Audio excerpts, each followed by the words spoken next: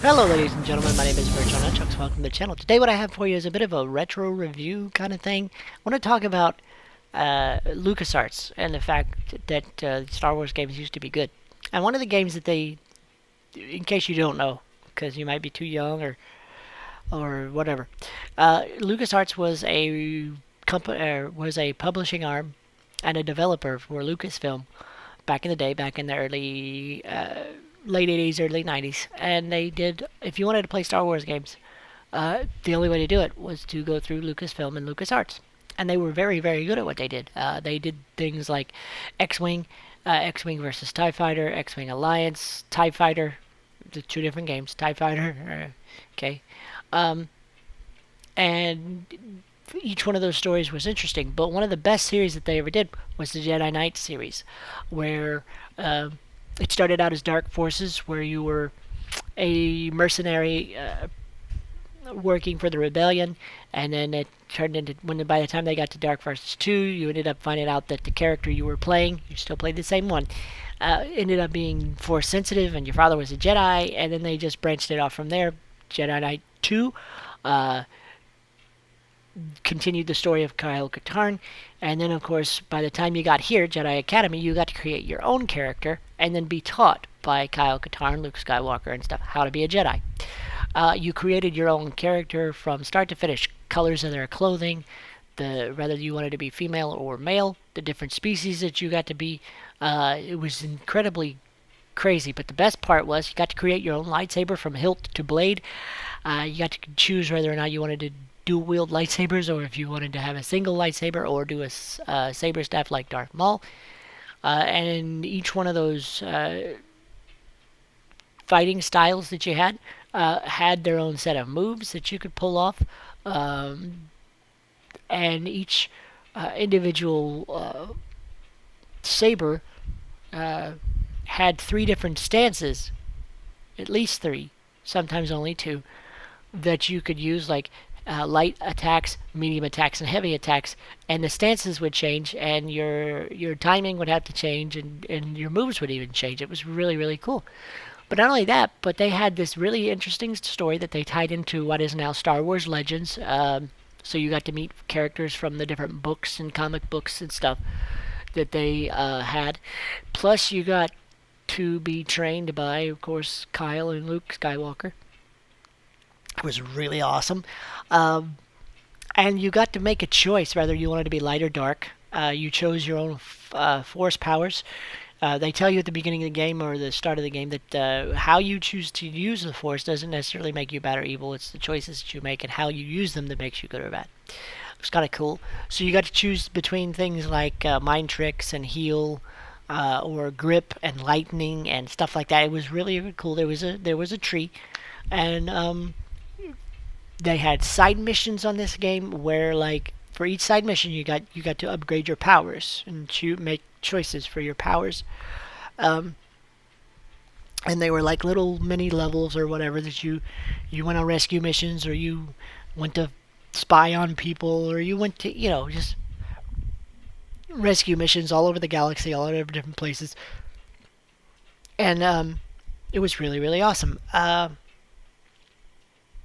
And then they had the main story arc where once you finished enough side missions or enough training missions, they would send you on a main story arc, and the story arc itself was pretty wild. I have to say, it was pretty awesome, and it actually tied into if you play the other games, you followed these characters from Jedi Knight 1, 2, and of course then this one. But you didn't have to know everything going on. You didn't have to play the other games. You just had to. The story itself stands on its own.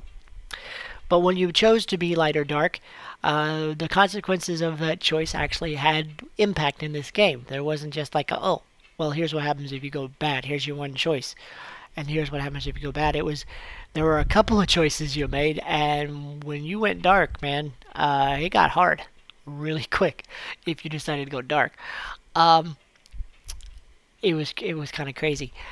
The graphics weren't great, but they did have a few things that were ahead of its time. I'll give you an example of what I'm talking about. When you ignited your lightsaber in a rainstorm, the lightsaber reacted to the rain. it would flicker for each raindrop that hit it, and not only that, but the water would evaporate and steam would come off your lightsaber. That was like the coolest thing back in the day because it was very early in the early 90s when this came out. So as you can tell by the graphics, but it was cool for back in the day. The lightsaber combat itself was pretty cool. You could get into saber locks. There were, like I said, hundreds of different. Well, it felt like hundreds. There were at least 50 different moves that you could do based on your key presses if you were playing on a computer, things like that. And depending on your fighting stance that you were using at the time, it was crazy. And not only that, but they had multiplayer for this game, so you got to get into things like a free for all or a capture the flag or something like a team deathmatch or even solo duels. So if you wanted to just duel somebody and see who the better swordsman was, that you could do that, and it was really fun.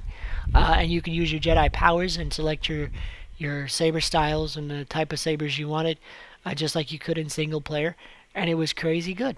Um, it was crazy fun. I remember playing this for hours and hours and hours against people on the internet, just trying to see who was better, and it was so much fun.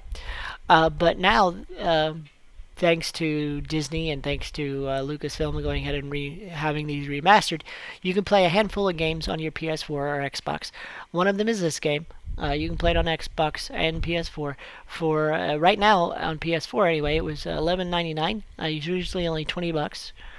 You can play this game. You can play Star Wars Bounty Hunter, which the story is good, but the mechanics on that game are screwed up and hard and makes the game a little more difficult than it should.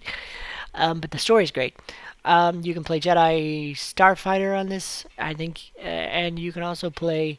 There's one more. There's a third one, but I do recommend you play this game if you're into Star Wars at all and you're getting tired of EA screwing up the license.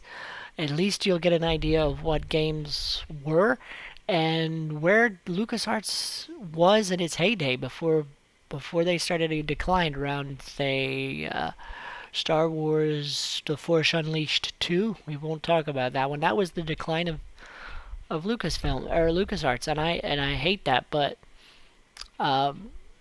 this was their heyday, and this is when they were making really awesome games and really awesome content. And honestly, I'm glad that we can play this again, simply because this was one of my favorite games from childhood.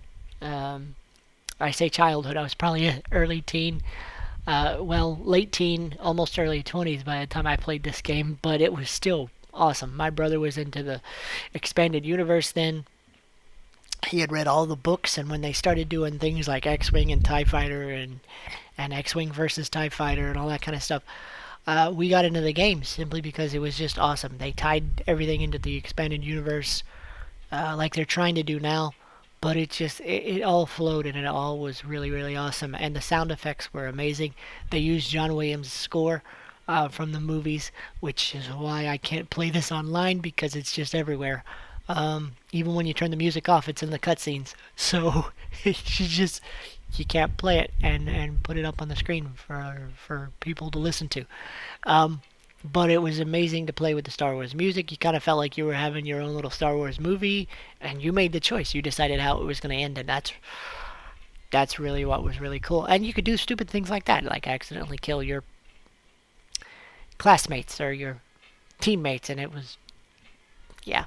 So, so yeah, that kind of stuff happened.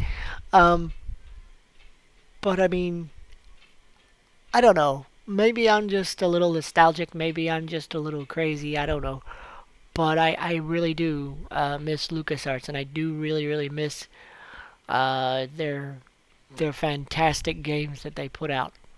Uh, because, I mean, this was it. This was your Star Wars. This was how you did it. And you felt, at least in this game, you felt like what you did actually mattered because um, it was just, like I said, it tied into everything. The expanded universe, they even had storylines and characters from the expanded universe in this game. And I was like, cool. But anyway, guys, this game is at least worth your time. Like I said, it's very, very cheap. It's like $20. when it's not on sale. Right now it's about $12. If you're looking for something to play, a little nostalgic, little retro kind of stuff, this is the game to play. I do recommend it if you're into Star Wars, especially. But if you're not, that's okay. No big deal. Nobody's gonna be offended. But I just thought I'd put this out today because, um, you know, this reflects some of the heyday of early computer games and early Star Wars, and it was a joy to play.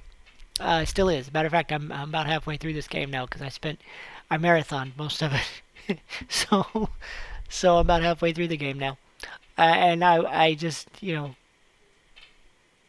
I remember it, and I remember how it ends. So it's not like I've never played it before, but it's nice to go back and play some old games every once in a while. Anyway, guys, I hope you had a great day. Don't forget, you can follow me on Facebook.com/VirtualNunchucks, over on Twitter @VNunchucks, and of course, Twitch.tv/VirtualNunchucks. Hope you guys have a great day. We'll see you in the next video.